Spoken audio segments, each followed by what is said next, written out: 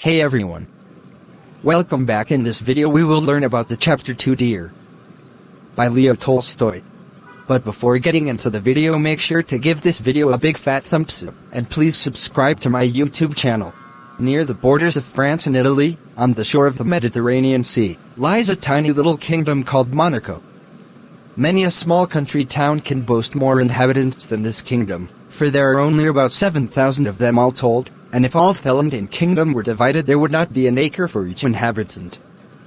But in this toy kingdom there is a real kinglet, and he has a palace, and courtiers, and ministers, and a bishop, and generals, and an army. It is not a large army, only 60 men in all, but still it is an army. There are also taxes in this kingdom, as elsewhere, a tax on tobacco, and on wine and spirits, and a poll tax. But though the people there drink and smoke as people do in other countries, there are so few of them that the prince would have been hard put to it to feed his courtiers and officials and to keep himself, if he had not found a new and special source of revenue. This special revenue comes from a gaming house, where people play roulette. People play, and whether they win or lose, the keeper always gets a percentage on the turnover, and out of his profits he pays a large sum to the prince. The reason he pays so much is that it is the only such gambling establishment left in Europe. Some of the little German sovereigns used to keep gaming houses of the same kind, but some years ago they were forbidden to do so. The reason they were stopped was because these gaming houses did so much harm. A man would come and try his luck, then he would risk all he had and lose it, then he would even risk money that did not belong to him and lose that too, and then, in despair, he would drown or shoot himself. So the Germans forbade their rulers to make money in this way. But there was no one to stop the Prince of Monaco, and he remained with the monopoly of the business. So now everyone who wants to gamble goes to Monaco. Whether they win or lose, the prince gains by it. You can't earn stone palaces by honest labor, as the proverb says, and the kinglet of Monaco knows it is a dirty business, but what is he to do? He has to live. And to draw a revenue from drink and from tobacco is also not a nice thing. So he lives and reigns, and rakes in the money, and holds his court with all the ceremony of a real king.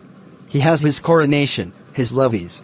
He rewards, sentences, and pardons, and he also has his reviews, councils, laws, and courts of justice just like other kings, only all on a smaller scale. Now it happened a few years ago that a murder was committed in this toy prince's domains. The people of that kingdom are peaceable, and such a thing had not happened before. The judges assembled with much ceremony and tried the case in the most judicial manner. There were judges, and prosecutors, and jurymen, and barristers. They argued and judged, and at last they condemned the criminal to have his head cut off as the law directs. So far so good. Next they submitted the sentence to the prince. The prince read the sentence and confirmed it. If the fellow must be executed, execute him. There was only one hitch in the matter, and that was that they had neither a guillotine for cutting heads off, nor an executioner. The ministers considered the matter, and decided to address an inquiry to the French government, asking whether the French could not lend them a machine and an expert to cut off the criminal's head, and if so, would the French kindly inform them what it would cost. The letter was sent. A week later the reply came: a machine and an expert could be supplied, and the cost would be 16,000 francs. This was laid before the king. He thought it over. 16,000 francs. The wretch is not worth the money, said he. Can't it be done, somehow cheaper? Why, 16,000 francs is more than 2 francs a head on the whole population. The people won't stand it, and it may cause riot. So a council was called to consider what could be done, and it was decided to send a similar inquiry to the King of Italy. The French government is republican, and has no proper respect for king. But the King of Italy was a brother monarch, and might be induced to do the thing cheaper. So the letter was written, and a prompt reply was received. The Italian government wrote that they would have pleasure in supplying both a machine and an expert, and the whole cost would be 12,000 francs. Including traveling expenses. This was cheaper, but still it seemed too much. The rascal was really not worth the money. It would still mean nearly 2 francs more per head on the taxes. Another council was called. They discussed and considered how it could be done with less expense. Could not one of the soldiers, perhaps, be got to do it in a rough and homely fashion? The general was called and was asked, "Can't you find us a soldier who would cut the man's head off?" In war they don't mind killing people. In fact, that is what they are trained for. So the general talked it over with the soldiers to see whether one of them would not undertake the job. But none of the soldiers would do it. "No," they said, "we don't know how to do it. It is not a thing we have been taught." What was to be done? Again the ministers considered and reconsidered. They assembled a commission, and a committee, and a subcommittee, and at last they decided that the best thing would be to alter the death sentence to one of imprisonment for life. This would enable the prince to show his mercy, and it would come cheaper. The prince agreed to this, and so the matter was arranged. The only hitch now was that there was no suitable prison for a man sentenced for life. There was a small lockup where people were sometimes kept temporarily, but there was no strong prison fit for permanent use. However, they managed to find a place that would do, and they put the young fellow there and placed a guard over him. The guard had to watch the criminal, and had also to fetch his foods from the palace kitchen. The prisoner remained there month after month till a year had passed. But when the year had passed, the kinglet, looking over the account of his income and expenditure one day, noticed a new item of expenditure. This was for the keep of the criminal, nor was it a small item either. There was a special guard, and there was also the man's food. It came to more than 600 francs a year. And the worst of it was that the fellow was still young and healthy, and might live for 50 years. When one came to reckon it up, the matter was serious. It would never do. So the prince summoned his ministers and said to them, "You must find some cheaper way of dealing with this rascal. The present plan is too expensive." And the ministers met and considered and reconsidered, till one of them said, "Gentlemen, in my opinion we must dismiss the guard." "But then," rejoined another, "Minister, the fellow will run away." "Well," said the first speaker, "let him run away, and be hanged to him."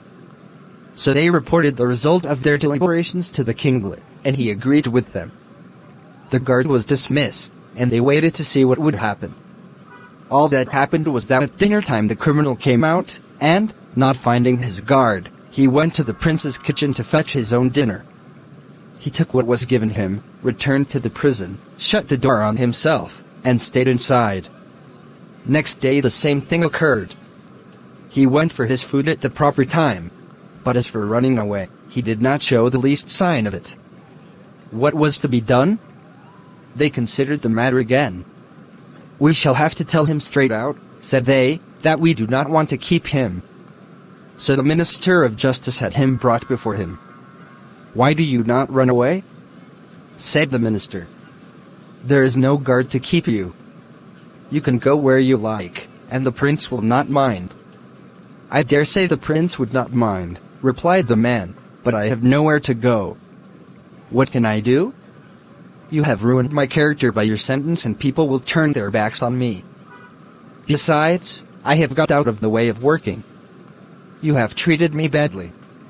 It is not fair. In the first place, when once you sentenced me to death you ought to have executed me. But you did not do it. That is one thing. I did not complain about that. Then you sentenced me to imprisonment for life and put a guard to bring me my food. But after a time you took him away again and I had to fetch my own food. Again I did not complain. But now you actually want me to go away. I can't agree to that. You may do as you like, but I won't go away." What was to be done? Once more the council was summoned. What course could they adopt? The man would not go. They reflected and considered. The only way to get rid of him was to offer him a pension. And so they reported to the prince. "There is nothing else for it," said they. "We must get rid of him somehow." The sum fixed was 600 francs, and this was announced to the prisoner. "Well," said he, "I don't mind, so long as you undertake to pay it regularly. On that condition I am willing to go." So the matter was settled. He received 1/3 of his annuity in advance, and left the king's dominions. It was only a quarter of an hour by rail, and he emigrated, and settled just across the frontier, where he bought a bit of land, started market gardening, and now lives comfortably. He always goes at the proper time to draw his pension. Having received it, he goes to the gaming tables, stakes 2 or 3 francs, sometimes wins and sometimes loses, and then returns home. He lives peaceably and well. It is a good thing that he did not commit his crime in a country where they do not grudge expense to cut a man's head off, or to keep him in prison for life. I hope you understood. Thanks for watching. Don't forget to like, share and subscribe.